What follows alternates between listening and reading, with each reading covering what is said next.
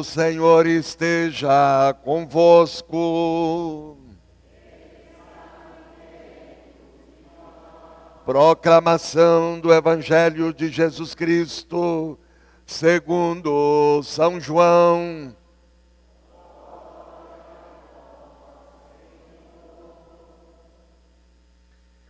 Estava próxima a Páscoa dos judeus e Jesus subiu a Jerusalém.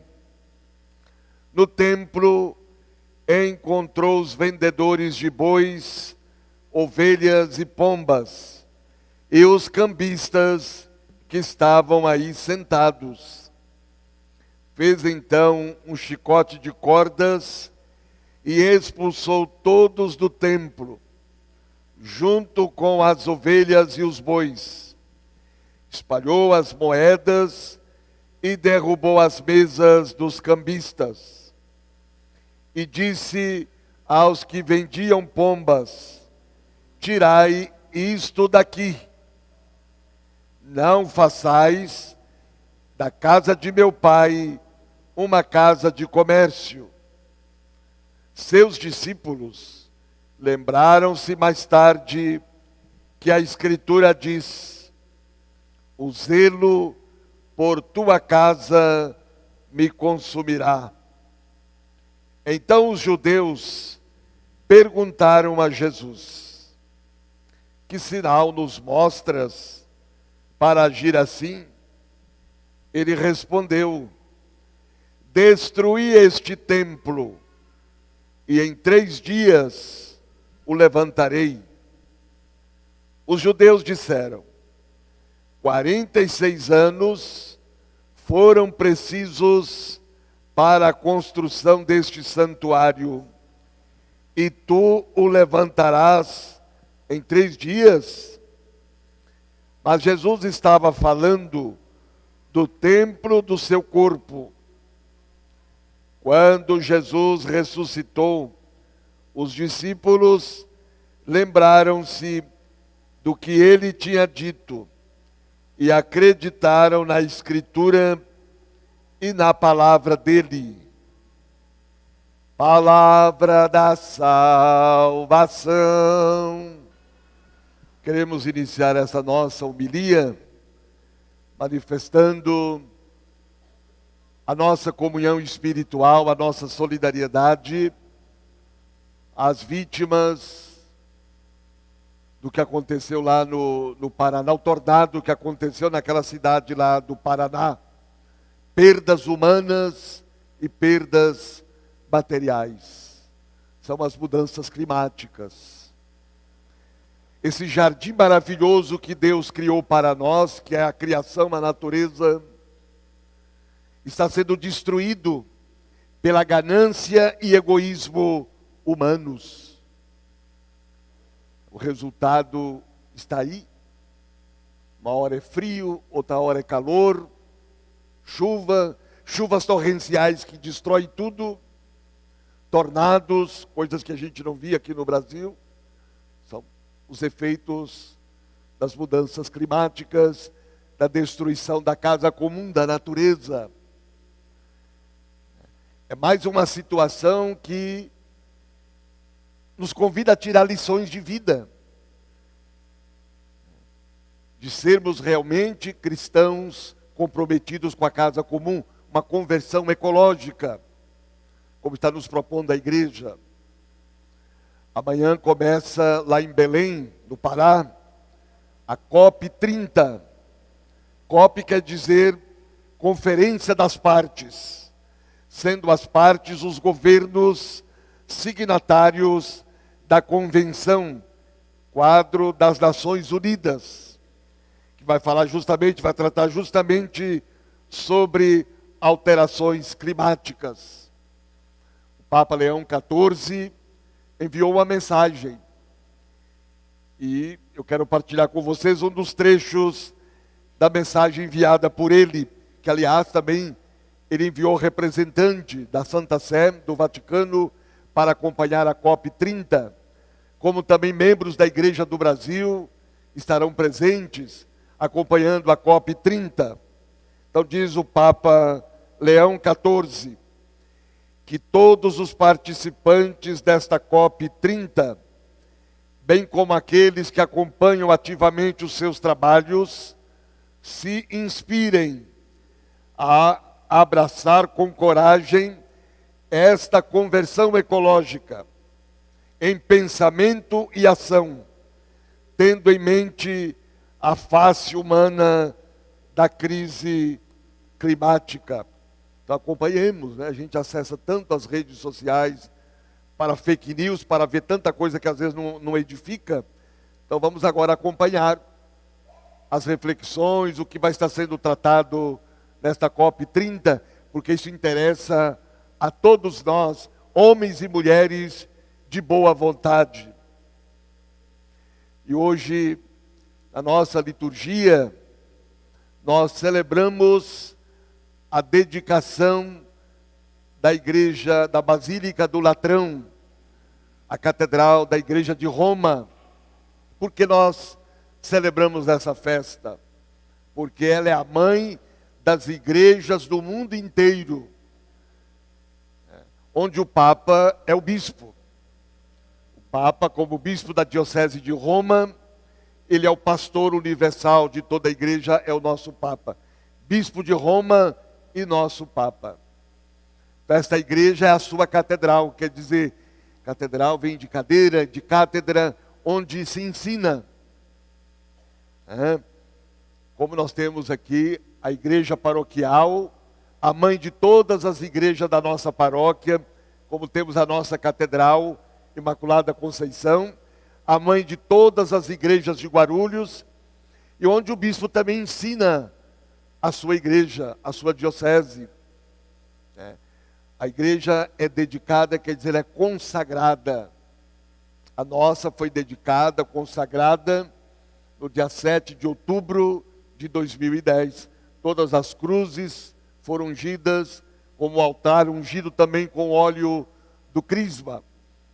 Esta casa foi dedicada, a igreja é dedicada, é consagrada para o louvor a Deus, para a ação de graças a Deus. Então, celebrando essa festa, nós testemunhamos nossa comunhão com a igreja toda, com a igreja universal, com o nosso Papa, sucessor de Pedro. E renovamos também a consciência de que somos templos vivos do Espírito Santo. A primeira leitura, tirada da profecia de Ezequiel, um trecho da profecia de Ezequiel. Podemos dizer que o profeta usa essa linguagem simbólica, como vimos no texto da leitura, para falar de como deve ser a igreja de ontem e de hoje. Na igreja encontramos a fonte de água viva que jorra para o mundo.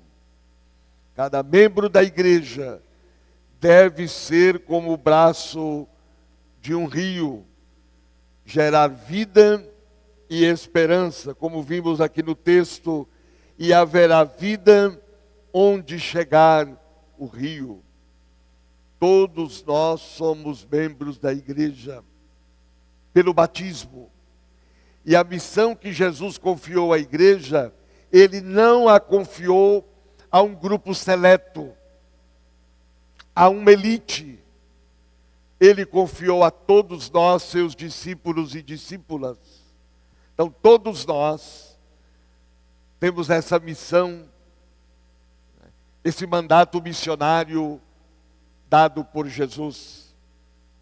Abastecidos da água viva, Jesus, na Eucaristia e sua palavra, devemos sair daqui transbordando da presença dele.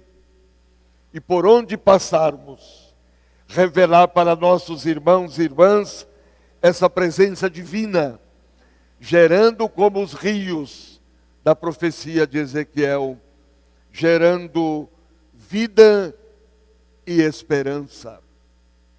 E aí, nós temos que nos questionar, todos nós, membros da igreja, estamos sendo esse rio que gera vida, que gera esperança. Nosso testemunho tem sido um testemunho cristão. Tem uma oração da nossa igreja que diz assim, que nós devemos rejeitar o que não convém ao cristão e abraçar tudo que é digno desse nome. O que não convém ao cristão? Cada um responde para si mesmo. O que não convém ao cristão? O que significa abraçar tudo que é digno desse nome? Não convém a nós, cristãos católicos, comemorar a morte. Achar bom que morra, como a gente viu aí nas redes sociais, naquela matança lá do Rio de Janeiro, pessoas comemorando. Isso convém ao cristão? Todas as vidas importam, todas, mesmo daqueles que são bandidos, que cometem coisas erradas, todas as vidas importam. E é esse o ensinamento de Deus. E assim tantas outras coisas, né? Os cristãos hoje, as pessoas estão muito desumanizadas. Desculpa a palavra que eu vou dizer, mas os cristãos estão muito depravados. É muita maldade, é muita perversidade. Então, somos chamados à conversão. A conversão ao projeto de Deus, ao amor de Deus. Para a gente poder então ser como um rio que por onde passa gera vida, gera comunhão, esperança e fraternidade. No Evangelho, Jesus se apresenta como um novo templo. Destruí este templo e em 3 dias eu o reerguerei. Jesus falava do templo do seu corpo. O templo, na época de Jesus, tinha se transformado num grande mercado, num instrumento de dominação, de exploração. Usava o nome de Deus para obter lucro e benefícios pessoais. Então o gesto de Jesus, de entrar no templo e com chicote de cordas expulsar todos aqueles que ali estavam explorando, cometendo injustiça, roubando das pessoas, instrumentalizando a fé e a religião. Jesus teve um gesto corajoso e profético. E esse gesto profético e corajoso de Jesus deve estar presente também em nós. Onde existe injustiça, dominação, exploração, violação da dignidade humana, nós temos que ter essa coragem de Jesus, essa profecia de Jesus, e não aceitar isso. Jesus foi muito corajoso. O evangelista São João, ele não mostra Jesus dirigindo palavra aos outros vendedores, mas apenas cumprindo o gesto, expulsando todo mundo que estava ali roubando, explorando e dominando. Agora, aos vendedores de pombas, ele repreende também, verbalmente, dando-lhes uma ordem: tirai isto daqui. Porque aos vendedores de pombas, ele dirige uma palavra dizendo: tirai isto daqui. Porque as pombas eram o único produto que os pobres tinham condições de comprar para oferecer o sacrifício que eles exigiam. Como em todo sistema injusto, desumano, os pobres são as maiores vítimas. Por isso que Jesus diz: tirai isso daqui. Quer dizer, não explorem e não dominem os pobres. Não os escravizem. Não usem os pobres para poder se enriquecerem ilicitamente. É isso que Jesus estava dizendo. Esse gesto profético, corajoso de Jesus, de expulsar os vendilhões do templo, é o rompimento total com aquele sistema religioso que dominava, que excluía e que marginalizava as pessoas. Jesus, então, com esse gesto, ele anuncia o fim daquele templo. E ele mesmo se apresenta como o templo, o lugar onde Deus se manifesta, onde Deus manifesta a vida e a esperança. Naquele tempo, havia aquele sistema do puro e do impuro. Então, a pessoa que estava impura, ela tinha que oferecer um sacrifício a Deus para poder se purificar. E os judeus imaginavam, tinham na cabeça que o único lugar que Deus estava presente era lá no templo. E que quem não oferecia aqueles sacrifícios não podia se relacionar com Deus. Quer dizer, com isso eles exploravam e enriqueciam. Então, quem tinha dinheiro para comprar o produto do sacrifício, muito que bem. Fazia o sacrifício e ficava puro. E aí voltava a se relacionar com Deus. E quem não tinha, continuava excluído, marginalizado. Agora, os pobres, às vezes, compravam aquelas pombas, aquela coisa toda. Então, esse gesto de Jesus coloca fim em tudo isso. E Jesus vai dizer, eu quero misericórdia e não sacrifício. O sacrifício que agrada a Deus é o nosso coração aberto a Ele. É o nosso coração humano aberto, acolhedor aos nossos irmãos e irmãs. O culto que agrada a Deus é uma vida de fraternidade, de amor, de misericórdia, de acolhimento humano e fraterno. Essa celebração, ela nos remete a este templo vivo de Deus, que é cada pessoa humana, que é cada ser humano. Então, a nossa comunidade é casa de Deus e casa dos irmãos. Então, celebrar essa festa é também renovar o amor por nossa própria igreja paroquial. Igreja paroquial quer dizer as 4 comunidades que compõem a nossa paróquia. Ela é o coração espiritual da comunidade, o lugar onde nascemos para a fé, onde somos alimentados pela palavra e pelos sacramentos, onde experimentamos a comunhão e o consolo. Devemos amar a nossa comunidade, onde nós participamos, a comunidade de fé. Temos esse senso de pertença. Às vezes, existem muitas críticas, e críticas às vezes sem fundamento, sem justificativa, críticas destrutivas. Às vezes existem também julgamentos, atitudes que não são nada humanas entre os membros da comunidade. Nós temos que ser muito transparentes em relação a isso, porque infelizmente muitos querem que a igreja seja a sua imagem e semelhança.